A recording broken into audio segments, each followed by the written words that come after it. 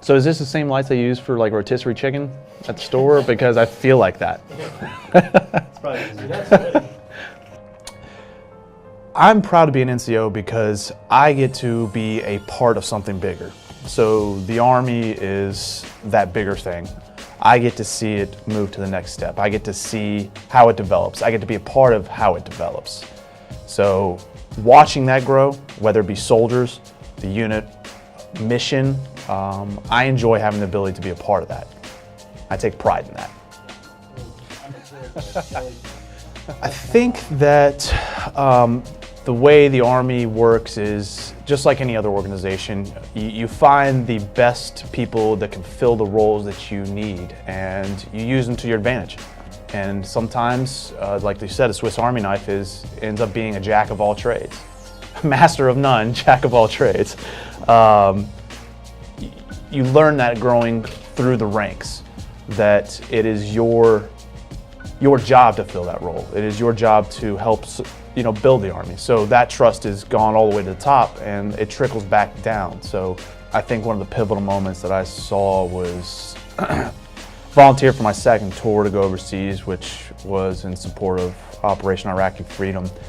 And I had been given the opportunity to lead about 14, 16 soldiers, kind of fluctuated throughout the deployment. I was in charge of these soldiers. Their lives were basically put in my hands on a day-to-day basis, and doing movements overseas that potentially they could lose their life in convoy ops or counter insurgency operations. It was at 23 years old, being in charge of something like that, it really humbles you and brings to the forefront of your mind that this is not only about me. This is about these 14 or 16 individuals that my decisions will ultimately affect their livelihood. And it could be as soon as the next day. It could have been that first mission went out. Grateful, completely grateful that all of our guys made it back.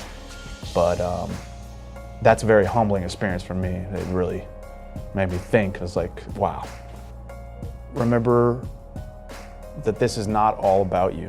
You've got selfless service. You are now in the position of people looking to you for guidance, for direction, for leadership. You are the point man. Understand that they will take direction from you and they will learn from you. They'll always be watching you.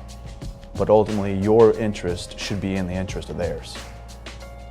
And never forget that your decisions will impact them. My name is Sergeant First Class Joel Oser, and I am a U.S. Army Reserve soldier.